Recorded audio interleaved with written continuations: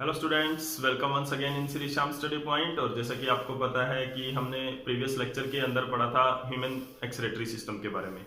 तो कंप्लीट हमने किया था कि किस तरह से नेफ्रॉन उसके अंदर वर्किंग करता है और नेफ्रॉन की स्ट्रक्चर क्या होती है। तो आज हम पढ़ेंगे कि अगर ह्यूमन बीइंग के केस में अगर किडनीज फेल हो जाती है, in case of kidney failure, या किडनी है वो अपना सही तरह से फंक्शन नहीं कर पाती है, तो किस तरह से हम उनका आर्टिफिशियल ट्रीटमेंट कर सकते हैं, क्या उनका आर्टिफिशियल ट्रीटमेंट रहेगा। तो उस आर्टिफिशियल ट्रीटमेंट को क्या बोलते हैं? डायलिसिस बोलते हैं। ठीक है, तो डायलिसिस क्या होता है? डायलिसिस एक प्रोसेस होती है जिसके अंदर किसी भी किडनी फेलियर पर्सन की जो ब्लड है उसके अंदर क्या होता है, रिमूवल ऑफ वेस्ट मटेरियल, यानी कि क्योंकि किडनी का क्या फंक्शन रहता है, वेस्ट मटेरियल को रिमूव करना, नाइट्रोजनस वेस्ट को रिमूव करना। तो dialysis is a process, dialysis एक प्रोसेस है जिसके द्वारा हम क्या कर सकते हैं, उस पर्सन का आर्टिफिशियली तरीके से हमने नाइट्रोजनस वेस्ट उसका निकाल सकते हैं। तो डायलिसिस क्या है? Dialysis is a process of removal of nitrogenous waste, removal of nitrogenous waste from the blood of a person, from the blood of a person artificially by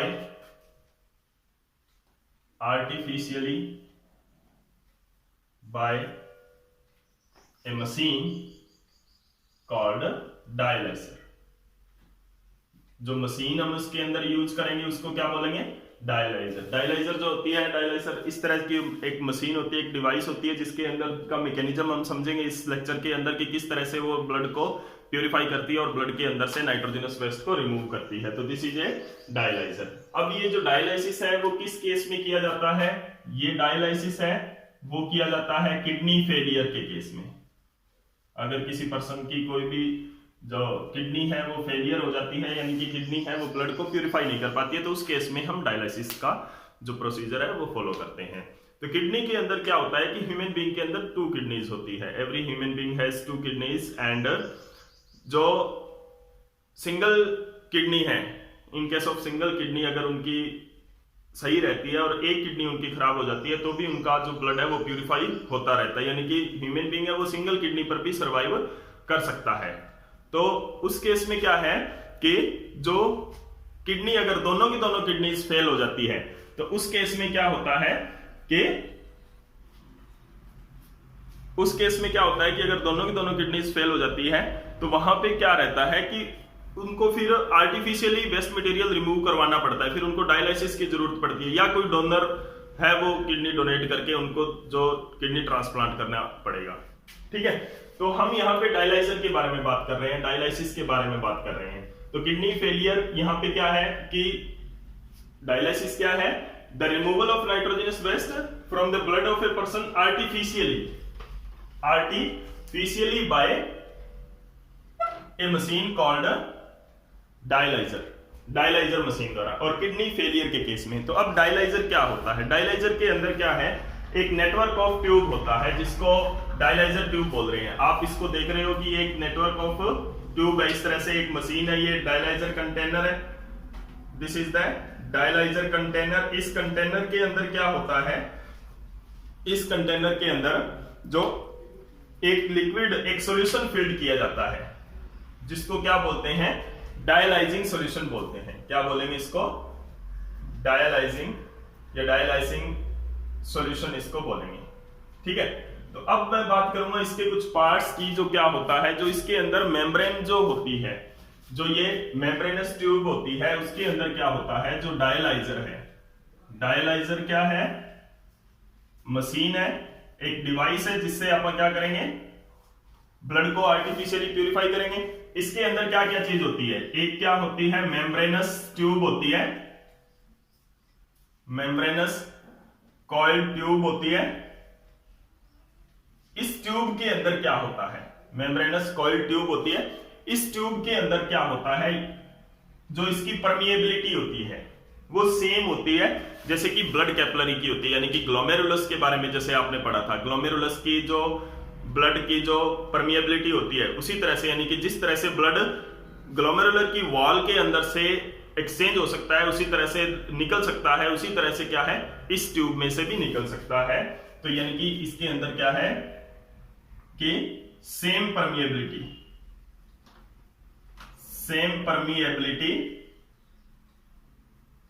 as blood capillary of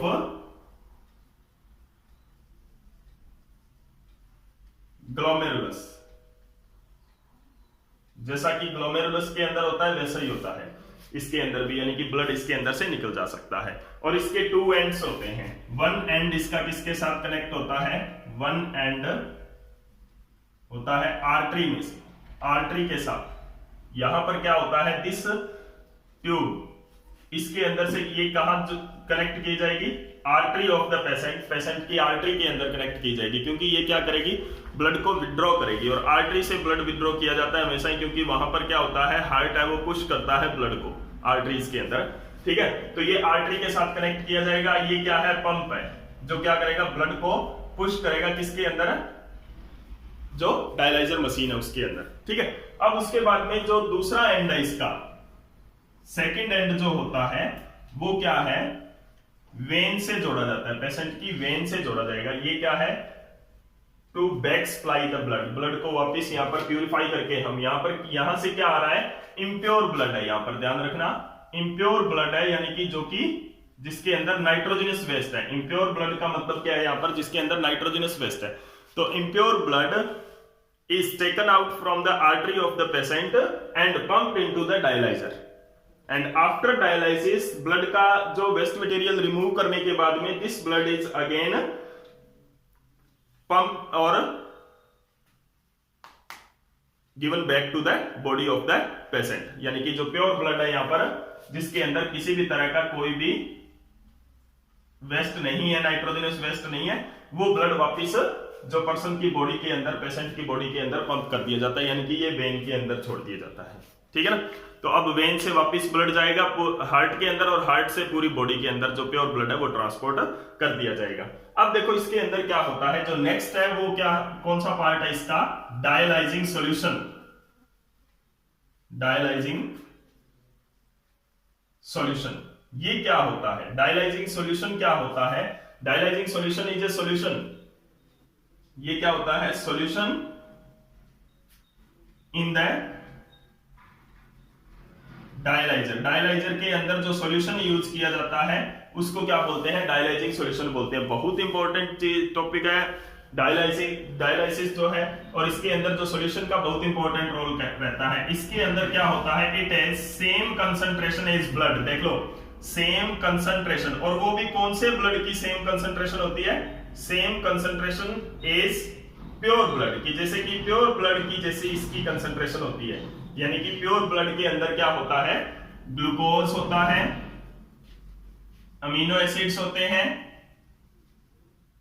amino acids हैं, salt है, minerals हैं, यानी कि सारा का सारा क्या है, etcetera. But it does not have any, it does not have nitrogenous waste, इसके अंदर नाइट्रोजनस वेस्ट नहीं होता है। यानी कि इस सॉल्यूशन की जो कंसंट्रेशन है वो किसके जैसी होती है, प्योर ब्लड जैसी कंसंट्रेशन होती है इसकी, जिस जो कंसंट्रेशन प्योर ब्लड की होती है वैसी कंसंट्रेशन जो डायलाइसिंग सॉल्यूशन है उसकी होती है। तो अब इस केस में क्या करेंगे हम, किस तरह से इस ब्लड को प्यूरिफाई करते हैं देखते हैं। तो ये दोनों पॉइंट आपको याद करने होंगे। एक तो परमिएबिलिटी इसकी आएगी, यूज होगी यहाँ पर कि परमिएबिलिटी इसकी ग्लोमेरुलस यानी कि ब्लड कैपिलरी की जैसे परमिएबिलिटी होती है, जिस तरह से ब्लड कैपिलरी में से ब्लड एक्सचेंज हो सकता है उसी तरह से इसमें भी एक्सचेंज हो सकता है। दूसरी जो बात है हमारी कंसंट्रेशन की, जो डायलाइजिंग सॉल्यूशन है उसकी जो कंसंट्रेशन है वो क्या रहती है, सेम रहती है as pure blood, pure blood की जैसी ये इसकी कंसंट्रेशन रखी जाती है। तो अब देखते हैं कि वर्किंग किस तरह से करता है ये डायलाइजर। कि जब भी कोई पेशेंट का जो डायलिसिस करना होता है तो उस केस में क्या किया जाता है कि जो पेशेंट का ब्लड है पेशेंट का जो ब्लड है इम्प्योर ब्लड, इम्प्योर ब्लड का मतलब क्या है, जिसके अंदर नाइट्रोजनस वेस्ट है, क्योंकि किडनी तो उनकी काम नहीं कर रही है तो नाइट्रोजनस वेस्ट उनकी ब्लड में होंगे। तो इम्प्योर ब्लड है वो क्या होता है, पंप्ड इनटू डायलाइजर। डायलाइजर के अंदर क्या होता है, इम्प्योर ब्लड है वो पंप कर दिया जाता है। ठीक है, अब देखो यहां पर डायलाइजर के अंदर क्या होता है, एक्सचेंज होता है। डायलाइजर के अंदर क्या होता है, एक्सचेंज ऑफ मटेरियल होता है, exchange of material between blood and dialysing solution. अब यहां पर जो ब्लड आया है, ये ब्लड क्या होगा, इसके अंदर से डायलाइजिंग सॉल्यूशन के अंदर एक्सचेंज करेगा, क्योंकि जो मेम्ब्रेन की परमेबिलिटी है सेम एज कैपिलरी है। तो जैसे कैपिलरीज के अंदर, बॉडी पार्ट्स के अंदर जो कैपिलरी से ब्लड एक्सचेंज होता है, मटेरियल एक्सचेंज करता है, तो उसी तरह से मटेरियल अब इसके अंदर भी एक्सचेंज करेगा जैसे कैपिलरी के अंदर करता है।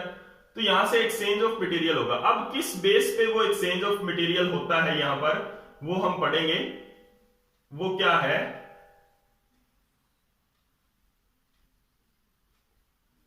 एक्सचेंज ऑफ मटेरियल होता है along concentration gradient, along concentration gradient. Exchange का मतलब क्या है, कुछ मटेरियल है वो इस ट्यूब के अंदर जाएगा और कुछ मटेरियल है वो डायलाइसिस सॉल्यूशन के अंदर जाएगा। तो अब क्या है कि यहां पे जो एक्सचेंज ऑफ मटेरियल होता है वो क्या होता है, अलोंग कंसंट्रेशन ग्रेडियंट होता है, कंसंट्रेशन ग्रेडियंट होगा। अब देखो किस तरह से वो एक्सचेंज होता है और किस तरह से ब्लड है वो प्यूरिफाई होता है। देखो ये मान लो एक ट्यूब है, ये वाली ट्यूब, ठीक है, इसके अंदर क्या आया है, ब्लड आया है, कौन सा, इम्प्योर ब्लड, इम्प्योर ब्लड इसमें से आया है। ठीक है, अब क्या है, यहां पर डायलाइजिंग सॉल्यूशन है, इसके आसपास क्या है, डायलाइजिंग सॉल्यूशन। अब डायलाइजिंग सॉल्यूशन की कंसंट्रेशन पर बात करो थोड़ा। डायलाइजिंग सॉल्यूशन की कंसंट्रेशन के बारे में हमने क्या पढ़ा था कि जो डायलाइजिंग सॉल्यूशन है उसकी कंसंट्रेशन क्या होती है, सेम एज प्योर ब्लड, यानी कि प्योर ब्लड जैसी कंसंट्रेशन होती है। इसके अंदर कोई नाइट्रोजनस वेस्ट नहीं होता या कोई भी वेस्ट मटेरियल, वेस्ट सब्सटेंसेस इसके अंदर नहीं होते हैं। तो यानी कि the concentration of waste substances is lower, क्या है कि concentration of waste substance, concentration of waste in solution is nil. और ब्लड के अंदर concentration of waste in blood क्या है, more, because the kidney of person is not properly functioning. Kidney है वो काम नहीं कर रही है, तो उसके अंदर जो वेस्ट मटेरियल की कंसंट्रेशन है ब्लड के अंदर बहुत ज्यादा होगी। तो अब क्या होगा, जो वेस्ट मटेरियल है वो क्या होगा, इसके अंदर आ जाएगा, डायलाइजिंग सॉल्यूशन के अंदर आता रहता है। वेस्ट मटेरियल है वो क्या होगा, एक्सचेंज, ट्रांसपोर्ट होता रहेगा into the dialysing solution from blood, from high concentration to lower concentration. Clear है कि नहीं, क्योंकि ब्लड के अंदर हाई कंसंट्रेशन होगी वेस्ट मटेरियल की। वाई, क्योंकि किडनीज जो है वो प्रॉपर फंक्शनिंग नहीं कर रही है, उन्होंने वेस्ट मटेरियल नहीं निकाला है, तो ब्लड के जो ब्लड है पर्सन का उसके अंदर वेस्टेज इकट्ठा हो गया है, एक्यूमुलेशन ऑफ वेस्ट हो गया है वहां पर, नाइट्रोजनस वेस्ट का। यहां पर जो नाइट्रोजनस वेस्ट है डायलाइजिंग सॉल्यूशन के अंदर है नहीं है, तो यहां पर क्या होगा, जो ब्लड के अंदर है यहां पर नाइट्रोजनस वेस्ट की कंसंट्रेशन क्या है, हाई है, और यहां पर क्या है, लो है। तो high to low concentration nitrogenous waste जाएगा। अब देखो ब्लड के बाकी पार्ट्स की, जैसे ग्लूकोज है, अमीनो एसिड्स है, जो बाकी के जो एसेंशियल न्यूट्रिएंट्स हैं जो ब्लड के अंदर है, अब वो न्यूट्रिएंट क्या है कि डायलाइजिंग सॉल्यूशन के अंदर वो सेम है, एज जैसे कि ब्लड की कंसंट्रेशन है वैसी क्या है, डायलाइजिंग सॉल्यूशन की है। तो यहां पर देखो कि जो जितना ग्लूकोज यहां पर आया है, जितना ग्लूकोज यहां पर आया है उतना ही ग्लूकोज वापस एब्जॉर्ब हो जाएगा, क्योंकि सेम कंसंट्रेशन है, तो जो मूवमेंट है वो सेम होगी, इक्विलिब्रियम यहां पर रहेगा, जितना बाहर निकलेगा उतना ही अंदर जाएगा, क्योंकि सेम कंसंट्रेशन के अंदर नेट मूवमेंट नहीं रहती है। और नाइट्रोजनस वेस्ट के केस में क्या है कि जो कंसंट्रेशन है वो सेम नहीं है, डायलाइजिंग सॉल्यूशन के अंदर लो कंसंट्रेशन है, ब्लड के अंदर हाई कंसंट्रेशन है, तो high to low dialysing solution से क्या जाएगा, डायलाइजिंग सॉल्यूशन से हाई टू लो क्या जाएगा, नाइट्रोजनस वेस्ट जाएगा, डायलाइजिंग सॉल्यूशन के अंदर जाएगा ब्लड से।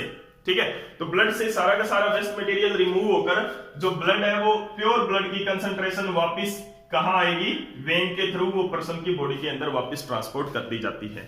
ठीक है, अभी क्या है, जो डायलाइजिंग सॉल्यूशन है, एक बार डायलिसिस होने के बाद में डायलाइजिंग सॉल्यूशन के अंदर क्या इकट्ठा हो गया, नाइट्रोजनस वेस्ट भी इसके अंदर ऐड हो गया। तो अब हम सेम सॉल्यूशन से दूसरे पर्सन की या उसी पर्सन की दूसरी बार डायलिसिस नहीं कर सकते हैं।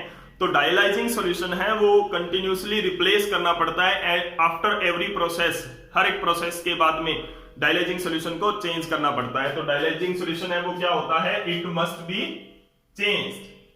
ये क्या है, चेंज्ड और रिप्लेस्ड बोलोगे कि इसको रिप्लेस किया जाता है, ठीक है ना, before next dialysis. Next dialysis से पहले इसको रिप्लेस किया जाता है और इसके अंदर प्योर डायलाइजिंग सॉल्यूशन फिर से डाल दिया जाता है जिसके अंदर किसी तरह का कोई वेस्ट नहीं होता। तो this is all about the dialysis, किस तरह से होता है और डायलाइजर किस तरह से काम करता है। ये तभी होगा जब ह्यूमन की दोनों किडनीज है वो फेल होगी। तो इस लेक्चर के अंदर मेन पॉइंट हमारा क्या है, मेन पॉइंट्स हमारे हैं कि एक तो डायलाइजिंग जो ट्यूब है इसके अंदर, उसकी आपने प्रॉपर्टी पढ़नी है कि परमिएबिलिटी उसकी सेम होती है जैसे ब्लड वेसल की होती है।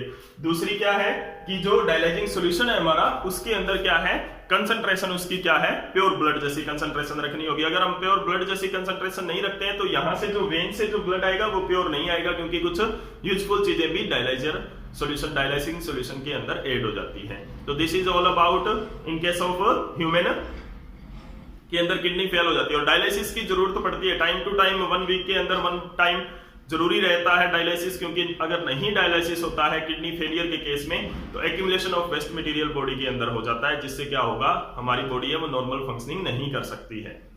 ठीक है, तो जब तक कोई ऑर्गन का, जब तक कोई किडनी ट्रांसप्लांट नहीं होता है तब तक उस पेशेंट को डायलाइजर पे रखा जाता है। डायलिसिस उसका रेगुलर इंटरवल के बाद में 2 डेज बाद में या 1 डेज बाद में या 3 डेज बाद में, जैसी भी उसकी कंडीशन है उसके अकॉर्डिंग उसको डायलिसिस की जरूरत पड़ती है। तो this is all about the dialysis. और अगर आपको ये वीडियो अच्छा लगा तो प्लीज लाइक एंड शेयर जरूर कर दें। Thank you.